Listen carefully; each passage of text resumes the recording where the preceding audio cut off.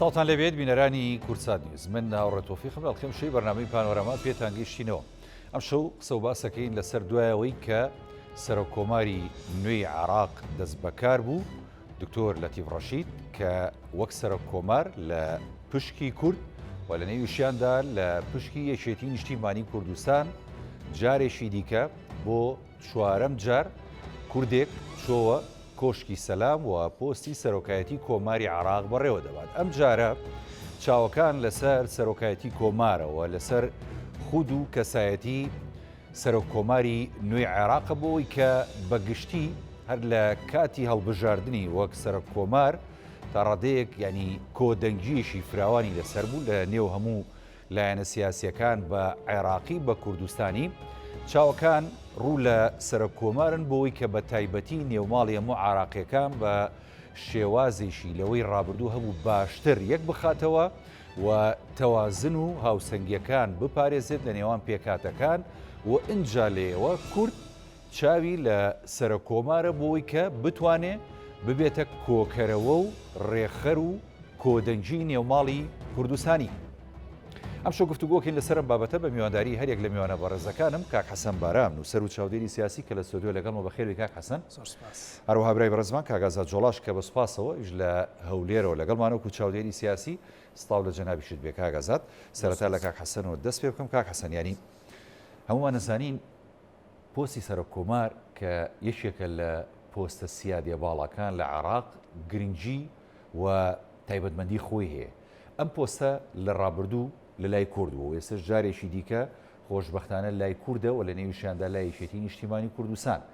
ئەوەی کە ئەم جارە ینی کورد ئەمە جارە سەرەتا لە کوردەوە دەست پێ بکەین کورد یانیەوەی کە ئەڕوانێتە ئەم پۆستە ینی دەیەوێت جارێکی دیکە سەرۆکۆمار بێتە هۆی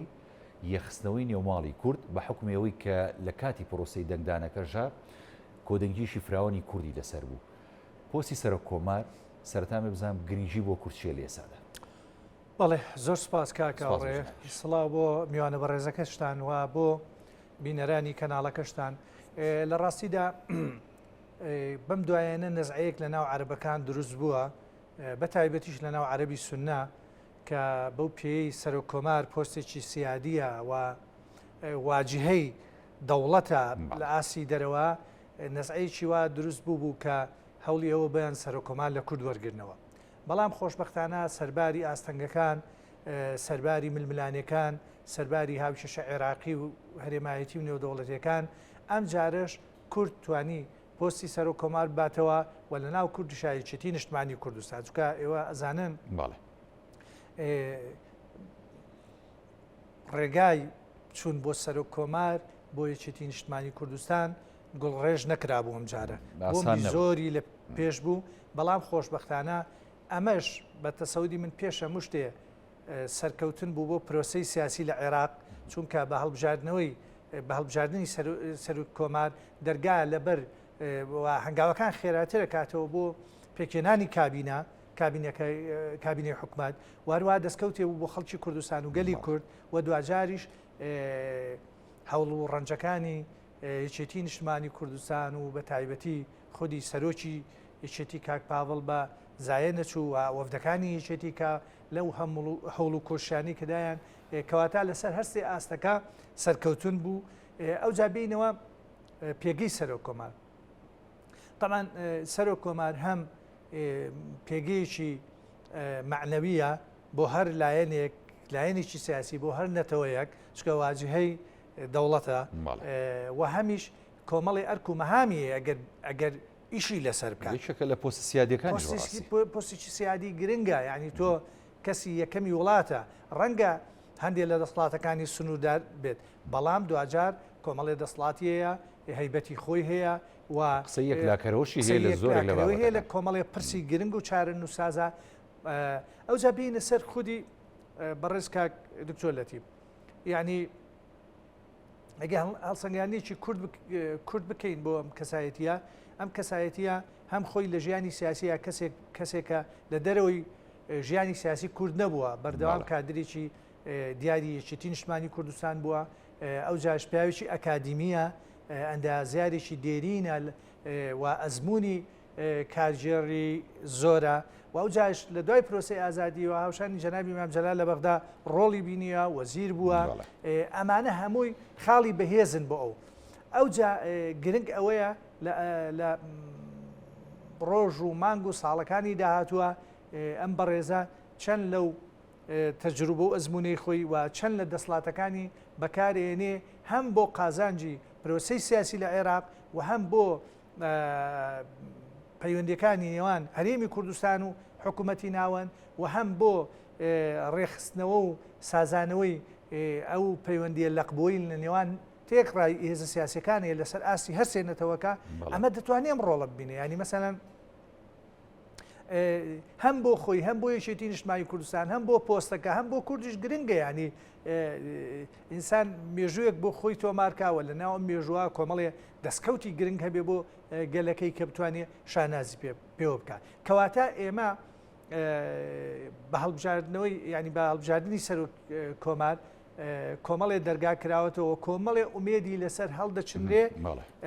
بەڵام دوجار لە بەرئەنجامی پراکتیزەکردن و هەنگاونان لە هەم لە ڕۆڵی خۆی و هەم لەو دەسڵاتانەی کە هەنە هەم لیانی کاردانەوەی لایەنە سیاسەکانیش بە تایبەتی لە هەرێمی کوردستان بۆ پاڵپشتی و پشتیوانیکردنی لەو بوارەجاش ئەو کاتە ڕەنگە هەندێک لایەنی سیاسی یان زۆربەی لایەنە سیاسەکان لە ئاستی عێراق و لە ئاستی هەرێمی کوردستانیش ئەو بیانویە ئەو پاساویان نەبێ بڵێن وڵاوە ناکۆک بووینە ینی هەمویان تا ڕادەیەک بەشی هەرە زۆری بە تایبەتی لە کوردستان ینی هەردوو هێزی سەرەکی کێشەیەکیان نەبووە و بە ئەمتیازەوە بەڕێز کاگلەتیف دکتۆر لەتیف کادری یەکێتیە وەکەوەی هەندێک جار باسەکرێت بەڕاستی ئەوە وانە ڕاستە یەکێتی بەڕێز دکتۆر بەرهەم کاندیدی بووە بەڵام دوجاریش دکتۆر لەتیفیش هەر کادری پێشکەوتوی یەکێتی نیشتمانی کوردستان یەکێک لە کەسایەتی دیارەکانی ئەم حیزبەیە کەواتە ئەوەی براوەیە بە دەرەجە یەک یەکێتی نیشتمانی کوردستان و خەڵکی کوردستانە لە پرۆسەیە دەست خۆشکا حەسەن دێمەوە خزمەت جەناب کاگازات جۆڵا دووبارە سڵاو دەبێ ینی ئەوەی کە گرنگە لە ئێستادا ینی وەکو کاک حەسەن بارامی ژاماژەی پێدا تێپەڕاندنی ئەو دۆخە چەقبەستویە بوو کە لە عێراقدا هەبوو بە دیاریکردنی سەرۆک کۆمار و بە کردنەوەی گرێکوێرەکان دوای ئەوە پرۆسە سیاسیەکە دەچێتە سەر ڕێچکە ئاسایەکی خۆی کە ئیتر پێگەنانی حکوومەتی نوێی عێراقیە ئومێدێکەیە لەم هەفتەیەدا یاخود لە هەفتەی ئایندە کابینەی وزارەکەی محەممەد شیع سۆدانی لە ئەنجومەنی نوێنەران یەکلا بکرێت و دەنگی لەسەر بدرێت قسەکە ئەوەیە لە داهاتووشی نزیکدا پۆستی سەرۆک کۆمار و خودی کەسایەتی دکتۆر لەتیف ڕەشید کە کۆدەنگیشی فراوانی لایەنە سیاسی کوردستانی و عێراقیەکانی لەسەر بوو تا چەند ئەمە گرنگە بۆ پرسی ڕێخستنەوەی نێوماڵی کورد کە خۆشببختانە لە کاتی پرۆسەی دەنگدانەکەدا ئەمە بەدی ئەکراوە بووە مای خۆشببختی بۆ خەڵکی کوردستان. سڵاو لە بەڕێست و بینەرانی خۆشەویست و میوانە بەڕێزەکەت لە ڕاستیدا ئەوی ئەم جارە بابەتەکە زیاد دەکاتەوە لە خولی پێشوو یان لە هەندێک حاڵەتی تری کە ناکۆچی لە نێوان لایەنەکاندا هەبووە ئەم جاریان لەسەری پۆستی سەرۆک کۆمار کە لە ڕابردوشدا هەرهی کورد بووە ئەم جاریان هەست بەوە دەکرێت کە کۆدەنجێکی زیاتر لە نێو ماڵی کورد و لەگەڵ سونەکانیش و لەگەڵ شیعەکانیش کۆدەنجێکی زیاتر لەسەر سەرۆک کۆماری ئێستا بەڕێز دکتۆر عەبدولەتیف ڕەشید هەیە بەوەی کەوە واتە وەک بڵێ نوێنەری هەمویان یان کاندیدی هەمووە بووە بۆ پێی کە متمانەیە پێبەخشیەوە ئێستا سەرۆک کۆمارە و دەست بەکار بووە بۆیە جێگای تەقدید و ڕێزی ئەوانە ئەمەش دەبێتە هاوکارێکی باش بۆ ئەوەی سەرۆک کۆمار لە چوارچێوەی دەستوردا بتوانی کارە یاسایی و دەستورەکانی خۆی بکات لەمەشدا دەتوانی خزمەت بە تەواوی گەلانی عێراق بکات گەلانی عێراق لە ڕابردوودا کێشەیەکی قوڵی لە نێواندا هەبوو کە بێمتمانەیی بووە و چەقبەستووی سیاسی لە نێوان پێکاتە سیاسەکانی عێراقدا بەردەوام بوونی هەبوو درێژەی کێشاوە ئێستا لەم خولەی ڕابردوودا بەداخەوە ڕەنگە ئەم ناکۆچیانە زیاتر زەق بەوە لە ئێستادا دکتۆر لەتیف ڕەشید دەتوانی کار لەسەر ئەوە بک بۆ پێی هەموو لایەنەکان متمانیان پێبەخشیەوە بە کەسێکی شیاوی دەزانن بۆ ئەم پۆستا و ئەویش بەڵێنی ئەوەی داوەکە کار لەسەر ئەمە بکە و مادە و بەندەکانی دەستور جێبەجێ بکە بە پێی دەستور کارەکانی بەڕێوە بەوە هەوڵ یەک ڕێزی و تەبایش بدە و خزمەتی کۆمەڵانی خەڵکی عێراق بکە بێگومان خزمەت ناکرێ ئەگەر یەک ڕێزی و تەبایی و ئارامی و سەقامگیری نێتە ئاراوە بۆیە من باوەڕ دەکەم لەم خولەی ئێستادا نازام تا چەند ئەم خولە بڕدەکە ئایا هەڵبژاردننی پێشوەختە دەکرێت یان 4 ساڵی خۆی دەبا یان کەمتر زیاتر بەڵام من پێم وایە هەم گۆڕانکاری لە حکوومەتەکەدا دەبێت لە ئەدای حکومڕانی لە چوارچەوەی ئەنجومەنی وەزیران و هەم لە ئەدای جەنابی سەرۆک کۆمار بەوەیکەوە بارودۆخەکان گۆڕاون نەک هەر کاراکتەرەکان گۆڕاون ڕەنگە بارودۆخەکەش وا بخوازێکەوە گۆڕانکاری بێتە ئارەوە بۆ نمونە ئیتر لەوەتەی 2005ەوە کاتێک کە دەستوری عراقی نووسراوە گەلانی عراق دەنجا بەم دەستورە داوە کورد هەموو مافەکانی خۆی لە چوارچەوەی ئەم دەستورەدا بەدی دەکا و پێداگری لەسەر جێبەجێکردی دەستورەکە دەکا لە ڕاستیدا زۆر بیان و هەبوون زۆر بارودۆ خاتوتە پێشەوە بۆی دەستورەکە جێبەجێ نەبێت سوودەکانیش بە هەمان شێوە نیگەرانیان هەیەلەوە بۆیە ئێستا کاتی ئەوە هاتووە دەستور مادە بە مادە بێ جێبەجێ بکرێت بەشێکی زۆر لە مادە و بەندەکانی دەستور جێبەجێ نەکراون کە مافی هەموو پێکاتەکانی تێدایەوە ئەگەر دەستور جێبەجێ بکرێت هیچ لایەک مەغدور نابێ یان پەراوێز ناخرێت جۆرێک لە جۆرەکان مافی خۆی وەردەگرێت بۆیە ئێمە ئومێدێکی زۆرمان هەیە کەوا سەرۆک کۆمار بتوانێت پێداگری لەسەر جێبەجێکردنی مادە دەستوریەکان بکە ئەمە یەک دوو حکوومەت پێم وایە ئەم حکوومەتی کابینەی بەڕێز سوودانی ڕەنگە جیاواز بێ لە کابینەکانی تر کابینەکانی تر تۆ تەماشا ئەگەر عادل عەبدولمەهدی باز دەکەی ئەوە ماوەیەکی کورد ئەوە بوو لە ژێر فشارێکی زۆری شەقام بوو لە ژێر فشارێکی زۆری لایەنە سیاسیەکان بوو و هیچ کوتلەیەکی نەبوو لە پەرلەمان بە فراکسیۆنێکی نەبوو پشتیوانی لێ بکە و دواتر بە هەمان شێوە کە ئەم لە ژێر فشار لاچوو بۆ ماوەیەکی کاتی کازمی هات کازمی هەندێک کاری چاچی کرد بەڵام دیسان ڕێگاکە گوڵڕێژ نەبوو بۆ کازمی بۆیە زۆر گرفتی هاتە ڕێگا و کێشە و ناکۆچی ململانی لایەنە سیاسەکان دەتوانین بڵێن دەستی گرت بۆ ئەوەی نەتوانێت هەندێک کار بکە بە تایبەتیش کاتێکە کابینەکەی ئەو کابینەیەکی موقت بوو و بۆ هەڵبژاردنێکی پێشوەختە و ئەوە هاتە پێشەوە بەڵام ئەم کابینەی ئێستاکە نازانین تا چەند بڕدەکە بەڵام من دڵنیام ئەم کابینەیە لە ڕووی خزمەتگوزاری ئەدای حکومڕانی جیاواز دەبێت لەوەی کازمیش و لە عادل عەبدولمەهدیش بەو پێەیە کە بارودۆخی عێراق شەقامی عراقی گەلانی عراقی ئیتر تحملی ئەوە ناکە وەزعی سیاسی ئیقلیمیش چیتر ئەمە قبول ناکە عێراق بەم دۆخە بێ بە تایبەت ئێستا لەسەر ئاستی ئیقلیمی و نێودەوڵەتی ئێران و ئەمریکا هەردووچیان کاریگەریان لەسەر عێراقەیە بۆیە ئێران و ئەمریکا ئەگەر لەسەر هیچ بابەتێک نەگەنەیەک و ناکۆچیان نەبێ بەڵام لەسەر مەسەلەی عێراق تا ڕادەیەک کۆدەنگن لەوەی کە هەردووچیان خواستی سەقامگیری و ئارامیان لە عێراقدا هەیە بۆ ئەوەی بەرژەوەندی هەردوو لایەن پارێزراو بێ ئەمە لە حکوومەتێکی و لە حکومڕانێکی سەقامگیردا بەدیدێ بۆیە ئەمریکاش و ئێرانیش لەم خاڵەدا ڕێک و هاوکۆکن بەوەی کەوە حکوومەتێکی بە حکمی ئەو شیکردنەوە وردەی جەنابێ بێکاگازاد ینی هەم عێراقیەکان هەم ینی کورد و پێکاتە جیاوازەکانی تریش ئەتوان بڵێن ئاسوویەکی ڕوونیان هەیە لە داهاتوودا بە حکمەوەی کە ئەم کابینەی پێکاتەوە سەر کۆمار کە دیاری کراوە ئەین تا ڕادەیەک ینی کۆدەنگیشی فراوانی هەم ناوخۆیی هەم هەرێمایەتی هەم نێودەوڵەتیشی لەسرە پشتیوانیش دەکرێن ئەم قسەی ئەم تێبینێت تۆ زۆر ڕاستەکە کە هاوڕێت چونکە گەلانی عراقی ئێستا وبێدێکی زۆریان هەڵچنیوە لەسەر جەنابی سەرۆک کۆمار کە تازەیە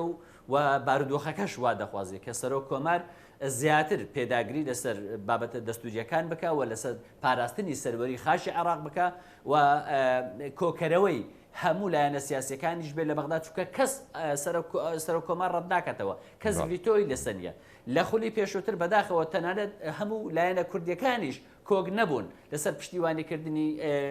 سەرۆک کۆمار پێشتر کە جەنابی دکتۆر بەرهەم بوو بۆیە یعنی ئەمە جۆرێک لە جۆرەکان گرفتێک بوو هەم بۆ نێوماڵی کورد و هەم لایەنەکانی تریش بۆ نمونە لایەنەکانی تریش هەمویان هەم سەدریەکانیان لەولایە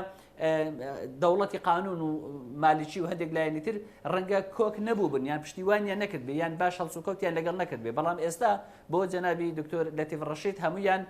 کەس لاری لەسەر نییە و کەس تێبینی لەسەری نیە هەمووشیان پشتیوانیان ڕاگەیاندووە بۆیە من ینی بۆ چوونم وایە ئەو دەتوانێت ئەم کۆکەرەوە بێ و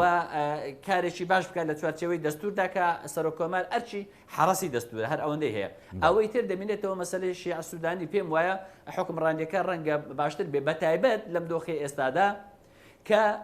باردۆخی ئابووری ئێستای عراق لە دوای پرۆسی ئازادی عراقەوە قەت هەوکو ئێستا باش نەبووە ئێستا زیاتر لە 85 ملیار دلار زیاتر احتیاطی عراقی هەیەەوە چەندین تۆن ینی زێر ئێستاکە لە بانقەکانی نێودەوڵەتی ئێستا عراق احتیادی هەیە واتە عملەی عراقی باشە و احتیادێکی مالی زۆری هەیە اعتیبارێکی مالی زۆری هەیە دەتوان تەنها کێشە لە شێوازی بەڕێوەبردنەکە و لە هەندێک فەساد و گەندەڵی هەیە ئەمیش بە تاکید دەبی سوودانی یەکەم شت دەست بۆ بنەبڕبرکردنی گەندەڵی ببە و لە کەمکردنەوەی خەرجی و لە زیادکردنی داهات و لەسەر دادپەروەری حکومڕانی و لەسەر چەسپاندنی ئارامی و ئاسایش و لەسەر کەمکردنەوەی بەتاڵە لە ناو گەنجەکان لە ئێستادا هەموو ئەمانە وا دەکەن سەقامگیری دووبارە ڕوو لە عێراق بکاتەوە و شەقامی عێراقیش ئارام بێتەوە چونکە هەموو ئەوانەی لە ڕابردوو دا سەردەمی عادل عەبدولمەهدی و لە سەردەمی کازمیشدا و ئەوانەی بەم دوایەش ساڵێک پێش ئێستاکە انتخاب کرایە ڕۆژانە کە بە نیدائێکی سەدریەکان داهاتنە سەر شەقام لە ڕاستیدا هەمووی ئەندامیش سەدریەکان نەبوون بەڵام خەڵک گرفتی هەبوو گلەی هەبوو ڕخنەی هەبووە لە ئەدای حکومڕانی موچەین وەک پێویست نەبووە ئیش و کاری نەبووە وەزعی مەعیشی باش نەبووە هەڵام دوجار وەکو جەنابیشتەڵێ لە داهاتوە هەر حکوومەتێک کە دا و داخوازی خەڵک جێبەجێ بکەوە خزمەت گوزارەکان پێشکەش بکەوە تا ڕادەیەک کە ینی تەشیری لەکرێتەوە بنبڕکردنی گەندەڵی و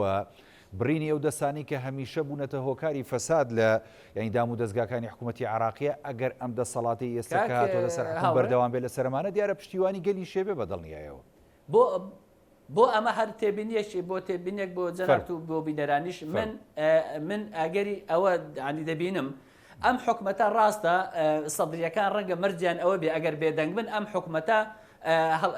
کاری ئەوە بێکە یاسای هەڵبژاردن هەموار بکاتەوە و هەڵبژاردنێکی پێشوەختە بکات چونکە زۆر ئەندێک لایەنەکان بە تایبەتی سەدریەکان کە بەهێزن لە شەقامدا پێداگری لەسەر هەڵبژاردی پێشوەختە دەکەن بەڵام من پێم وایە ئەگەر ئەم حکومەتەی کە سوودانی محەممەد شیع سوودانی ئەگەر بێ و زۆر بە پەلا بێ گەندەڵی ببڕێ شەفافیت هەبێ و بەتاڵەکەم کاتەوە ئەمن و ئاسایش بەرقەرار بکە بەدەنگ داخوازی و داواکانی شەقامەوە بێ من پێم وانیە هیچ هێزێک بتوانانی شەقام کۆکاتەوە و فشار بخاتە سەرم کابینەیە بۆ هەڵبژاردننی پێشوەختە ڕەنگەم کابینەیە بەردەوام بێ تا سەر تا 4 ساڵی تر ئەگەر بێ و وەکو پێویست و هەماهەنگی هەبێت لە نێوان سەرۆک کۆمار و پەرلەمان و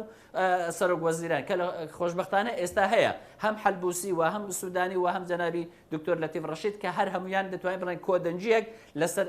لەسەر هەر سەرۆکایەتیەکە هەیە بۆیە ئەم سێ سەرۆکایەتیە بەیەکەوە دەتوانن حکومڕانێکی ڕەشید لە عێراقدا بەڕێوە بن. دەست خۆش کاگازە جەندێم و خزمەت جەنابەت کاک حەسەنیانی کە سەرۆک کۆمار بۆ نمونە کۆکەرەوەی سەرجەم لایەنە ناکۆکان بێ و پارێزەری دەستور بێ لە عێراقا و هۆکاری هاوسەنگی و پاراستنی ئەو تەوازنە بێ کە پێویستە هەبێت یعنی دیارە بەدڵنیاییەوە ئەمە بۆ هەرێمی کوردستان و بە تایبەتی بۆ دۆخی نێوان لایەنە سیاسەکان و بۆ ئاستی پەیوەندی نێوان لایەنە سیاسەکان زۆر گرنگترە لە چاوبەغدایە ئێمە بمانێت و نەمانێت لە هەرێمی کوردستان کۆمەڵێک ئالانگاری گرنگێتە پێشەوە لە داهاتووشی نزیک داویش مەسەلەی کۆمسیۆنە هەروەها دیاریکردنی هەڵبژاردنە و ئەو قۆناغانەی داهاتووە کە یعنی داوا دەکرێت بۆ منە دەستورێک بۆ هەرێمی کوردستان سەرۆک کۆماری عێراق خودی ئەوەی کە خۆی کەسایەتیەکی سیاسی عێراقیە لە هەرێمی کوردستانیش دیارە جێدەستی هەبوو و ئەندامی حیزبێکە کە لە حکوومەت هەرێمی کوردستانە پێکێنەری ئەو حکوومەتەیە و پێشتری ژانی کۆمەڵێک پەیوەندی گرنگیە بۆ لەگەڵ لایەنە سیاسەکان لە هەرێمی کوردستان بۆ ئەو دۆخەی داهاتوو لە هەرێمی کوردستان سەرۆک کۆمار ئەتوانێت چی بکانە لە نێوان لایەنە سیاسەکانە چۆن ئەو ئەرزیەتە فراهەم کا بۆ ئەم پەیوەندی سیاسی دروستە لە نێوان ئەو لایەنە سیاسیانەدا. بەڵێ ینی خۆی لە ڕاستیە ئەگەر بڵین ئەرکەکانی بەڕێز سەرۆک کۆماری نوێ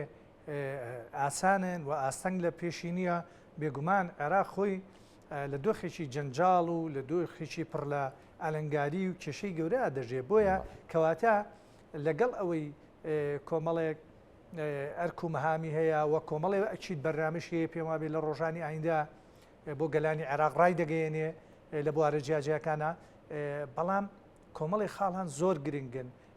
کە دەبێ لە ڕەتەچە و بەرنمەکانی جەنابی سەرۆک کۆمارە هەبن یەکێ لەوانە کە گرنگە پەیوەندی جیاجیەکانە یعنی پەیوەندی نێوان کورد و هێزە کوردەکان و هێزە شیعەکانە پەیوەندی نێوان شیعە بە شیعەیە سونە و کووردە ئەم پەیوەندیانە کورد بە کورد ئەمە دەبێ سەرەتا ئەو جەولەیەکی مەکوکی بکە لە نێوان هەموو هێزەکانە بتوانێت ئەو دەلاقی پەیوەندیانە کە گەورە بوونەتەوە درزی تێکەوتووە ئەو ڕۆڵێک بجێڕێ بۆی جارێکی ئەم هێزانە هەم ببنە دافع و پاڵنەرێک بۆ ئەوی پرۆسەی سیاسی حکمڕانی لە عێراق باشتر بەڕێوە بچێ و هەمیش هەمووی ببنە پاڵپشتی ئەو بڕیارەکانی ئەو کە لە ئایندا و هەنگاوانەی بە هاوکاری حکومەت و دام و دەستگا دەوڵەتیەکانی عێراق دەیهاوێ ئەمە ئەرکێکە ئاسان نییە بەڵام یەکێ لە ئەرکە سەرچیەکانی بەڕێز سەر و کۆمارە من پێم وایە هەنگاوی بۆ دەهاوێت یەکێک لەو بابەتانە ئەوەیە گەلانی عێراق لە ئێستادا بەدەست سەر ڕاوی کاک ئازاد باسی ئەو احتیاتی زۆرەی سویلە و پارەی عێراقی کرد لە بەنکەکانە بەڵام گەلانی عێراق ئێستاکە جگە لەوەی کە ماگانە موچەکە وەرەگرن بەدەست بێکارەبایی و بێئاوی و ڕێگاوبان و خزمەتگوزاری و بەڕاستی لە عێراق هەندێک ئامار کە بڵاوە کرێتەوە من نازانم تا چەنەوە ئاماران ڕاستن باس 6 ملیۆن بێکارەکەن لە عێراق عێراق خۆی نزگەی 40 ملیۆن ئینسانە معقوڵە 6 ملیۆنی بێکار بێ ئەمە ئاماژەیە بۆی کە عێراق لە ڕیزبەندی هەر پێشەوەی وڵاتە هەژارەکانە سەرباری ئەو احتیاتە زۆری لە پارە و لە سامانی سروشتی و لە زێڕ ئەوانە بۆیە دەبێ هیچێ لەو هەنگاوە گرنگانە ئەوەیە بژێوی ژیانی خەڵک بەرچاو بگرن و ئاسوودەیی و خۆشگوزەرانی و خزمەتگوزاری بۆ خەڵک بگەڕێت تەمان ئەمە سەرۆکۆمار لەوەیە ڕاستە حکومەت نییە تەنفیزی نییە بەڵام بێگومان دەتوانێت ڕۆڵێکی سەرەکی بجێڕێ لە هاندانی حکومەت و لە قبول نەکردن لەو پێشێلکاریانی کە لە عێراقی گەچکە و حامی پارێزەری دەستورە ئەمە یەنج خاڵخاڵی تر ئەوەیە بابەتی کورد و ناوەندە لە ڕاستی گرنگە چکە بەڕاستی لەماوەکانی ڕابردوو ئەو پەیوەندیە زۆر لەق بوو و ینی هەر بۆ هۆکارانەشەوە کورد زەرمەندی یەکەم و بەڕاستی بێلی کوردستان بەڵام ئەمە چەند بۆ کورد زەرەر بۆ ناوەندیش زەرەر چونکە کاتێ پەیوەندی هەرێم و ناوەند شلۆق دەبێ و پەیوەندیشی دروست نابێ کاریگەری بۆ سەر ئاشتی کۆمەڵایەتی هەیە ئاشتی سیاسی هەیە و بۆ پەیوەندیەکان هەیە و لە بابەتی ململانیەکانە شۆڕ دەبێتەوە بۆ بە شێواز و ئامرازی جیاجیا کەواتە یەکێک لەو بابەتانە ئەوەیە پەیوەندیەکانی هەرێم و حکوومەتی ناوەند ئاسایی بکرێتەوە لەسەر کۆمەڵێ بنەما لەسەر دەستور خاڵێکی تر کە زۆر گرنگە بەداخەوە لە ڕابردووە زۆر وەکو پێویستکاری لەسەر نکراوە بابەتی دەستورە یعنی دەبێ بەڕێز سەر و کۆمار ڕێ لەوە بگرێ دەستوری عێراق مەبەستە باڵێ دەستوری عێراق دەبێت ڕێ لەوە بگرێ هێزە عێراقیەکان بە شێوەی ئینتقائی مامەڵە لەگەڵ دەستورا بکەن ئەوەی بۆ ئارەزوی خۆیان و بەرژەوەندەکانی خۆیانە ناوی بێن و قسەی بکەن و جێبەجێ بکەن و ئەوەی کە لە بەرژەوەندی کوردایە نەک جێبەجێ نەکەن هەوڵی ئەوەی بدەن کە بیخەنە پەراوێزەوە بە تایبەتیش لەنا ئەممادانە استحقاقاتی خەڵکی کوردستانە استحقاقاتی هێزی پێشمەرگەی کوردستانە و مەسلەی بودجە و میزانی و بژێوی خەڵکی کوردستانە کە تێکەڵی هەنێ ململانی سیاسی نەکرێ و لەمانەش گرنگتر بابەتی لە ساپەجای خاچی هەرێمی کوردستانە کە ناوچە کوردستانەکانی دەروی هەرێمی کوردستانە کە دەبێ بەڕاستی دوای دەیان ساڵ لە پێشێلکردنی ئەو مادەیە و لە مراندنی ئەو لژنەی کە تایبەتە بە مادەی ١ ئەبێ جارێکی تر زیندوو بکرێتەوە و هەوڵ بدێ هەنگاوەکان کارا بکرێن لەو بوارە و خاڵێکی تر هەیە هەر پەیوەست بەو ناوچانەوە چکەوە خاکەوە نیشتمانە بابەتێکی زۆر گرنگە بە تایبەتی بۆ یەکێتی نیشتمانی کوردستان کە ئەو سنوورانە سنووری ئەوەن و قوربانی زۆری بوویدا و بە درێژایی جوڵانەوە ڕزگاری خوازی کورد سێ بەشی قوربانیدان و مانوبوون و ئەو هەموو ماڵوێرانی بەسەر کورد هاتووە لەسەر ئەو ناوچەی هاتووە لە ڕاستیە ئێستاکە لە خانەقینەوە تا دەگاتە ڕەبیع و شنگال ینی هیچ تەوازنێک نەماوە یعنی ئەو ناوچانە بەپی دەستوری عێراقی بەپی عورفی عێراقی و نێودەوڵەتی ناوچەی کێشە لەسرە دەبێت سەرۆکۆمار ڕۆڵەوە بجێڕێ ئەگە ناوچەی جێناکۆکە لە نێوان کێ ئاغی لە نێوان کورد و لە نێوان ناوەندا هاوبەشی بەڕێوە بە هاوبەشی بەڕێوە برێ دامودەست مەسەن قەزامانەیە و قەزای خورمات و دوای ڕووداوەکانی 2017 هەموو دام و دەستگاکانی یەک دام و دەستگایکش بەدەست کوردەوە نەماوە مەسەن لە خانەقین بەردەوام گوشاری بۆێنن لە شوێنەکانی تر لە بەردەم هەڕەشەی هێزی زۆربۆری چەکداری میلیشاییە لە بەردەم هەڕەشەی ئێرهابەیە لە بەردەم عقلیەتی شۆفێنی و بە عەرەبکردن دەبێت ئەم پرۆسە ترسناکانە لەو ناوچانە سەرۆکۆمار زۆر بەڕشتی بێتە سەرخەت ڕایگرێت چکە ڕای نەگرێ کاریگەری بۆ سەر لایەنە جیاجیەکانی ژیان هەیە و ئەمە بۆی شتیش مای کورساش خراپە چکە شتی خاوەنی ئەو ناوچانەیە و دەبێت لە ڕێگای ئەو دەسڵاتانی بەڕێز سەرۆکۆمارەوە ئەم جارە ڕێگەیە بۆ ئەوە دابنێ و بربەستێ دابنێ و بابەتی خۆی بە ئەسکەتاری لەو دڵنیایەوە ناوچانە ئەم هەنگاوانی سەرۆکۆمار ڕاستە ینی خۆی پشتیوانی بۆ نمونە لایەنە سیاسی عراقیەکانی پێویستە بەڵام لەوە گرنگتر و پێویستتر پشتیوانی و کۆدەنجی لایەنە سیاسەکانە لە هەرێمی کوردستان بێگومان زۆر مەسەن ئێمە ئێستاکە بۆ نمونە لە بابەتی پرۆسەی هەڵبژاردننی سەرۆکۆمارە یعنی لایەنێکی کوردی لەوانەی کە بەشدار بوونە لەوانەی کە بەشدار نەبوون و کورسیان نەبووە هەمووی ڕحێکی زۆر ڕازی وەریگرتووە ئەمە خاڵی بەهێزە بۆ چێ بۆ جەنابی سەرۆکۆمار دەبێ ئەم خاڵە بەهێزە ئیسtismarکە و زیاتر بیخاتە خزمەتی بەرژەوەندەکانی خەڵکی کوردستانەوە لە بوارە جیاجەکانە لە ئاستی هەرێمی کوردستان و لە ئاستی عێراق و لە ئاستی هەرێمی کوردستان و عێراق بە تێکەڵی ئەمە ئەرکێکە زۆر بە قسە زۆر ئاسان و خۆشە بەڵام بێگومان بەڕێزیانیش کۆسپوتەگەرەی لە بەردەمیانایە تەداخلاتی ئەقلیمی هەیە لە عێراقا و کۆمەڵی هاوچێشەی عێراقی هەیە ئەوە نییە ڕێگاکە هەمووی گوڵ ڕێژ کرابێ لە بەردەم هەر پۆستێکە تا نەچیتە بەغاوە تا ممارەسەی مەسئولێت لە بەغدانەکەی نازانی چەند بۆم بوو چەند مەترسی و چەند ڕێگری هەیە لە بەردەمتا بەڵام بۆ کارکتەری وشیار بۆ کارکتەری بەتوانە بۆ کارکتەری دڵسۆز بۆ کارکتەری خاوەن ئینتما بێگومان هەوڵەدا بەشێک لەو بۆمبانە بتەقێنێتەوە کە زیانی بۆ خەڵکی کوردستان نەبێت و بتوانین لە ڕاستیە ئێستاکە پەیوەندیەکان بە تایبەتی پەیوەندی نێوان هەرێم و حکوومەتی عێراقی وەکەوەی لاتوە وەکو دوو دەوڵەتی نەیاری لاتووە کە لە سنوورەکان و هەڕەشەوانێت و پەیوەندیانە بگەڕێنێتەوە ئاستە یاسایی و دەستوریەکانی بە ڕێژەیەک ئەتوانێت لەبەرەوەی لەبەرچی هەم پێگەیەکی هەیە هەم پێگەیەکی دەستوری هەیە پێگەیەکی سیاسی هەیە ئەم پێگەیەکی تەشریفاتی گەوری هەیە و هەم دەسڵاتی هەیە ئەو جا کاریگەریەکانی خۆی مەسەلەن ئێستا ئەگەر ئێمە تۆزێ بگەڕێنە دواوە بەشێک لەو ئالنگاری و کێشانەی کە لە سەردەمی جەنابی مام جەلالە چارەسەرەکران ئێخۆهی ئازایەتی دستور و ئازایەتی عێراقیەکان نەبوو ئازایەتی کەسایەتی جەنابی مام جەلال کاریزمای ئەو بوو چۆن دەیتوانی ئەم هەموو ناکۆشیانە لەسەر مێزێک کۆ بکاتەوە دوجار بتوانێت بە قازانجی خەڵکی کوردستانیشە بۆیە حەقوایە مەدرسەی ڕەوانشاد جەنابی مام جەلال بۆ هەموو کەسێک بۆ بەڕێوەبەرێکی گشتی بۆ وەزیرێک بۆ سەرۆکۆمار بۆ هەر پلۆپایەکمان کە لە بەغدایە زۆر گرنگە سوود لەو مەدرسە سیاسیە دیبلۆماسیە بکەین کە جەنابیان بەکارهێنا وان برادرانیش هەمویان قوتابی ئەو مەدرسەیە بوونە من پێم سەیرە نەتوانن لانی کەم لە سا 50 لە سا 40 لەو ئەزمونەی جەنابی مام جەلال بتوانن لە دەفەی سیاسیە لە بەڕێوەبردننی عێراقا لە گەمە و ململانیەکان بتوان سوود لەو ئەزمونە وەرکن و بۆ قازانجی پرۆسی سیاسی و بۆ قازانجی خەڵکی کوردستان بشکێتەوە ئەمە من پێم وایە تۆزێک بگەڕێنەوە سیاست و نهجی جەنابی مام جەلال پێم وایە بەسبی لەوە بکەنەوە تۆزێ فلاشباک بگەڕێنەوە دەتوانن هەنگاوی زۆر جددی بنن هەنگاوی باش بنن و بەرژەوەندی خەڵکی کوردستانە بێگومان دەستۆشکاک حەسەنجە کاگەی ئازادیانی مەسلەیەکی گرنگەوەی کە زۆر قسەی لەسەرەکرا لە ڕابردوو ینی بۆ نمونە دەوترا کورد لە بەغدا زۆر پاشەکشەی کردو یاخود بۆ نمونە لە پێگە هەستیارەکانە نین یاخود ئەو پۆستانەشی کە هەمانە نەمانتوانێت لە پێناو بەرژەوەندی خەڵکی کوردستان ینی بەکاری بێنین یاخود بۆ نمونە بەغدا شایستەکانی هەرێمی کوردستان نادا بەغدا بە پێی مادە دەستوریەکان مامڕۆ لەگە هەرێمی کوردستان ناکە ئێستا بەبوونی سەرۆکۆمارێک کە لە پێگەیەکی سیاسی و هەروەها سیادی گرنگدایە کە یەکێکە لە پۆستە هەرە باڵەکانی عێراق و پشتیوانیشی گەورەش ئەگەر هەبێ لە هەرێمی کوردستانەوە کۆدەنگژیەک هەبێ بۆ ئەم بابەتە تا چەند ئەتوانین ئێمە ئەو بابەتانی کە لە ڕابردوو بە زیان وەکو کاک حەسەن دەڵێ شکاوەتەوە بەسەر هەرێمی کوردستانەوە نەمانتوانیوە پێگە و قورسایی خۆمان لە عێراقدا بە دەربخەین و دەستکەوتەکانمان پارێزراو بێت لە ئێسادا دەتوانین بەدەستی بێنین ئەگەر لە هەرێمی کوردستان ئێمە یەکڕیز بین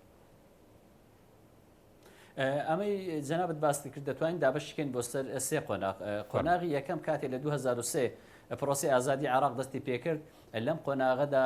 بەڕاستی کورد لە لووتکەی بەهێزیدا بوو و سونەکان بەشداریە پرۆسی سیاسیان نەکردو ئەو کاتە سونەکان هەر ڕۆڵیان نەبوو و نێوماڵی شیعەش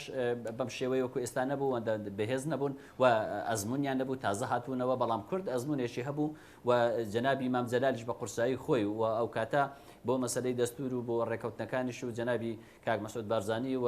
ڕەوەشاد کاک نەوشێروان هەموو ئەوانە لە بەغدا بوون و بە تایبەتی جەنابی مام جەلال توانی بووی هەموو عێراقیەکان کۆکاتەوە و هەموو لەژێر چەتری جەنابی مام جەلال لە بەغدا ئەمە زۆر کاریگەریە بوو واتە کورد زۆر بەقوەتەوە بەشداری کرد لە 2003 تاوەکو 2005 لە 2005ەوە دیسان ئەم دەستورێکە نووسراوە کورد لە لووتکەی بەهێزیدا بوو بۆیە ئێستاش زۆر جار هەندێک لایەنە شۆڤینەکان ئەم دەستورە باز لە هەمواری دەستور دەکەن بۆ ئەو پێیان وایە کە زیاد لە پێویست مافەکە دراوە بە کورد بۆیە لە 2005شەوە تاوەکو 2017 دوای کۆچی دوایی جەنابی مام جەلال ئەو کاتانەش کورد بەهێز بووە پێگەی بەڕێزیان ئەوەندە بەهێز بوو عێراقیشی ڕاگرت بوو و هەموو ئەو خەل و خەوشانەی لە نێوماڵی کوردیشدا هەبوو هەموو ئەوانەی وەکو بڵێ پەردەپۆش کردبوو نەیهێشت بوو ببێتە لایەنێکی زوعفی کوردی لە عێراقیش و لە نێو دەوڵەتیش بەداخەوە لە دوای کۆچی دوایی ئەو ڕەنگە لەم دوو خولەی ڕابردوو وەکو پێویست کورد نەیتوانی بە ڕێوڵی خۆی ببینێ هەم لە پەرلەمان بەوەی کە کەمی نەبووە و هەم لە حکوومەت ڕەنگە ڕۆڵانەی نەدیبێ و ڕەنگە بارودۆخەکەش لە نێوخۆی عێراق و لە ئەقلیمیش گۆڕابێ بۆیە سەرۆکۆمارەکانی ئەم دوو بەڕێزە سەرۆکۆمارش نایانتوانی بێ وەکو جەنابی مام جەلال ئەم ڕۆڵە ببینن چونکە پێگەکەیان جیاواز بووە و قۆناغەکەشیان جیاواز بوو بەڵام ئەوەی ئێستا کە بەڕێز دکتۆر لەتیف ڕەشید هاتوتەوە چەند هۆکە قۆناغێکی تازەیە بە بڕوای من جیاوازیەکەش لەوەدایە ئێستا عێراقیەکان زیاتر کۆکن لەسەر جەنابی سەرۆک کۆمار و سەرۆکی حکوومەتیش و سەرۆکی پەرلەمانیش ئەمە یەک دوو نێوماڵی کورد ئێستا یەکدەنگترە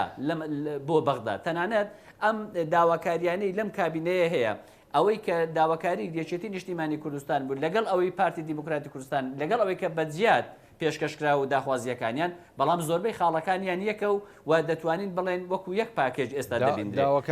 بڵێن کۆی داواکاری هەموو کوردە بیزڵبت داواکاری هەموو کوردە و تاکە لایەنێکیش لە هەرێمی کوردستان دژی ئەم داواکاریانە نەوەستاتەوە یان داواکارێکی لە دەرەوەی ئەوانەی نییە بۆیە ئەوەی ئێستا لەم کابینەی سوودانی کەەوە پێک دێ داواکاری کۆی کورد لە هەرێمی کوردستان لەوێدا تا ئاستێکی باش زۆر کەم جێگیر کراوە ئەمە پێویستی بە جێبەجێکردن هەیە ئێستا لە کارنامەکە جێگیر کراوە بۆ جێبەجێکردن مەسەلەی جێبەجێکردنەکەش پێویست بەوە دەکا یەکەم جار لە هەرێمی کوردستانە و لایەنە سیاسیەکان ناکۆچیەکانیان کەمکەنەوە بێن ئەم دە ساڵی ڕابردووی پرۆسی سیاسی لە عێراقدا کە بە زیانی عێراقیەکان و بە زیانی کوردیش بە تایبەت شکاوەتەوە بەڵام کاگەزاتخوا بوو ڕقسەکانیش پێ بڕم یەک خاڵکە زۆر گرنگە لێرە ینی ئاماژەی پێ بکەین لە ڕابردوو ینی زۆرێک لە بەتایبەتی ینی مەسلەی پێگەنانی حکوومەتی عێراق و یەکلایکردنەوەی پۆستی سەرۆکۆمار ینی تەگەرەیەکی زۆر گەورە بوو لە بەردەم لایەنە سیاسەکان یاریمی کوردستان بە تایبەتی خودی یەکێتی و پارتی بەڵام ینی بەم قۆناغی کە ئیتر ینی عێراق و هەرێمی کوردستانیش دەرباز بوو پێدوانیە تا ڕادەیەک ینی ئەو ئالەنگاری قورسانە لە بەردەم کورد ئەڕەوێتەوە و کورد ئەتوانێت هەنگاوی جددیتر بنێ ینی بۆ داخوازی ڕەواکانی کاکاوڕێگەر ملاحەزەی ئەوە بکەیت تۆ ئێستاکە ئەم کابینەی ئەو جارەیەنی محەممەد شیع سوودانی پێم وایە ڕەنگە لە ڕۆژی شەمە دەنجی پێ بدرێت بە کورتترین ماوە ڕەنگە پێک بێ و کەمترین گفتوگۆی لەسەر کراوە کەمترین مناقەشە و ناڕزایەتی لەسەر بووە لەلایەن لایەنەکانەوە لە پشک و پشتێنەوە پۆستم دێ ئەو ناوی بەشدار دەکەم ناکەم واتە حکوومەتێکە زۆر بە خێرایی پێک دێ ئەمەش کۆدەنجی دەگەینێ ئەوە دەگەینی هەموو لایەنەکان هاوکار و هاوڕان ئەمەوە دەگەینێت کە بارودۆخی عێراق ناوخۆی عێراق ئەوە دەخوازەیە کە بە خێرایی حکوومەتێک پێک بێ خزمەتی گەلانی عێراق بکە ئیتر گەلانی عێراق ئێستا لایەن گرنگ نییە چێ سەرۆک وەزیرانە چه حیزبێک پێک دێنێت چ پێک هاتەیەک چه هاوپەیمانێتێک لیستی براوەیە و حکومەت پێک دێنێ باوەڕ بکە لە لای کورد هەندێک گرینگە لە لای شیعەکان و لە لای سونەکان ئێستا گرینگە ئارامی و سەقامگیری بۆ عێراقیەکان بگەڕێتەوە خزمەتگوزاری هەبێ و خۆشگوزەرانی هەبێ سەروەری خاچی عێراق پارێزراو بێ تۆزێک کەرامەت بگەڕێتەوە بۆ هاوڵاتی عێراق و بۆ خاچی عێراق و بۆ دەوڵەتی عێراقی ئەمانە گرینگن ئێستا عێراقیەکان ئەویان دەیوە ئەمەش ئەرکە لەسەر سەرۆکۆمار لەسەر سەرۆکی حکوومەت لەسەر سەرۆکی پەرلەمان و دامەزراوی قەزائیش لە ڕاستیدا هەموو ئەمانە پێویستە بە ئەرچی خۆیان هەستن وا دەبینم ئێستا بارودۆخەکە گۆڕاوە کۆدەنجێکی گشتی هەیە لەسەر ئەم زەرورەتێکە باسم کرد بۆیە عێراق لە داهاتوێکی نزیکدا ڕەنگە گۆڕانکاری بە ئاراستەیەکی ئیجابی ڕووبدا بێتە پێشەوە ئەوەی دەمێنێتەوە کوردیش بەشێکە بێت لەو ئیجابیاتی کە جەناب ئاماژەی پێی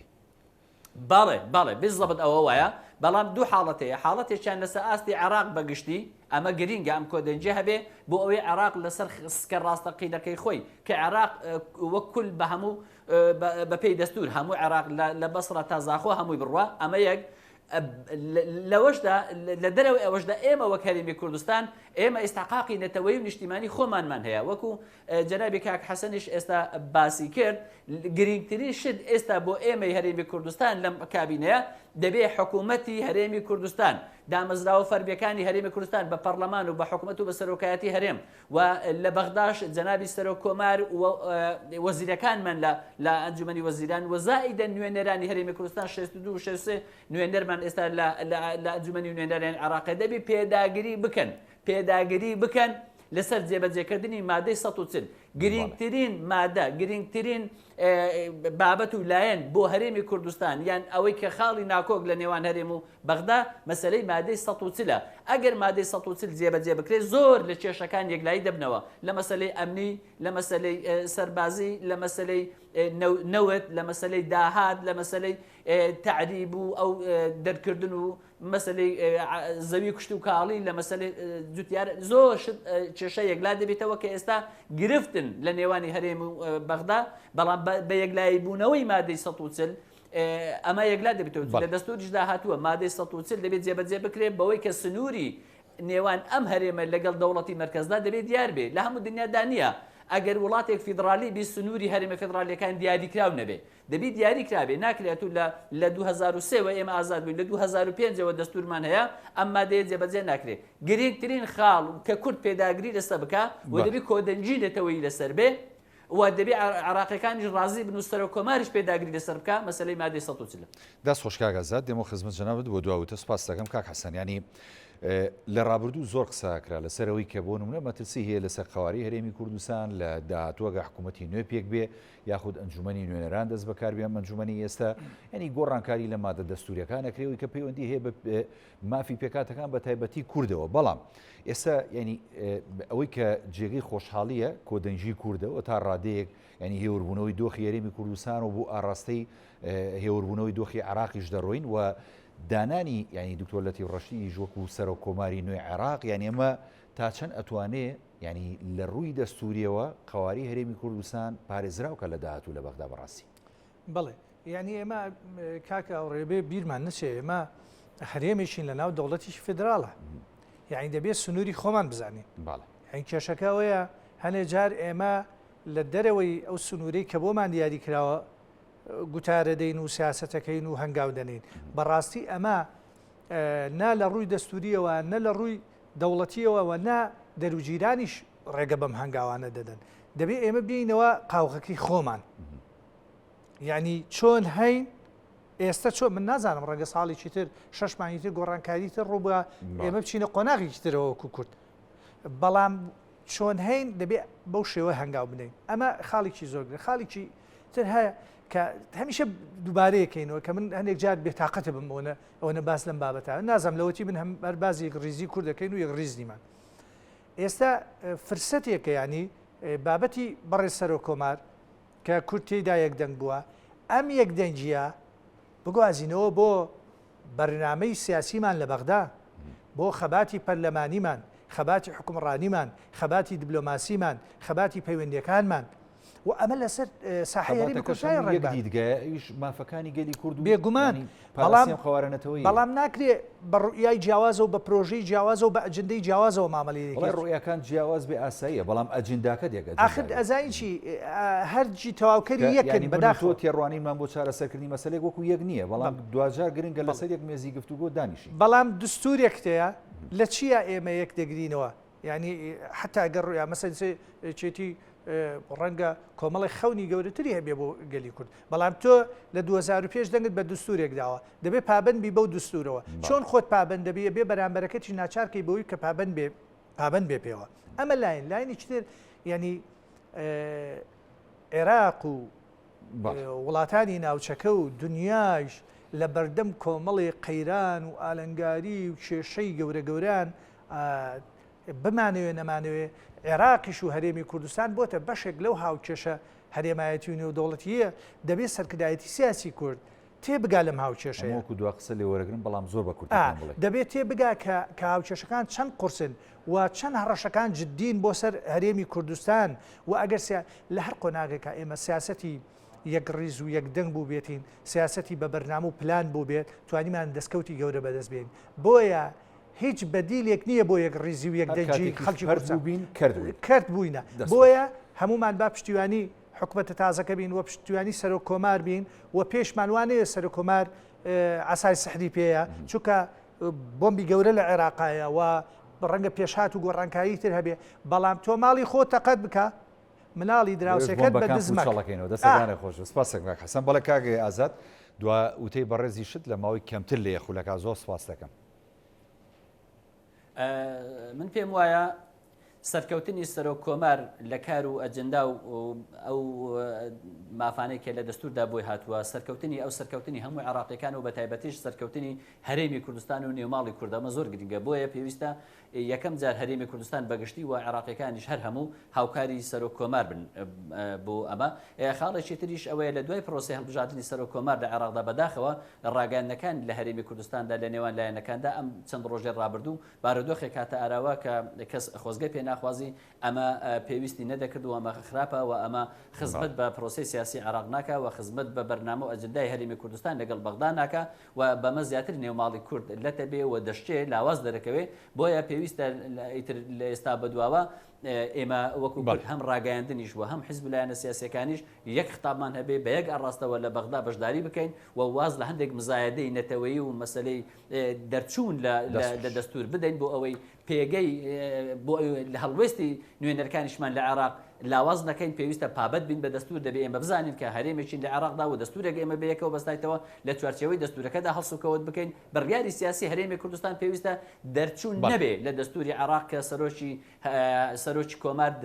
حرەسی ئەم دەستورەیە و کە نوێنەری ئێستای هەرێمی کوردستانە لە بەغدا کاکە جوڵات چاودێری سیاسی کە لە هەولێرەوە لەگەڵمان سوپاس دەکەم هەروە برای بەڕێزمان کاک حەسەن بەران و سەر چاودێری سیاسی لە سۆدەگەڵمان سوپاس دەکەم بەڵێ بینەرانی بەڕێز ئەڵقێم شەوی پانۆراماتان پێشکەش کرایەوە ژەویمیشە ساغ و تەندروست باش خواتان لەگەڵ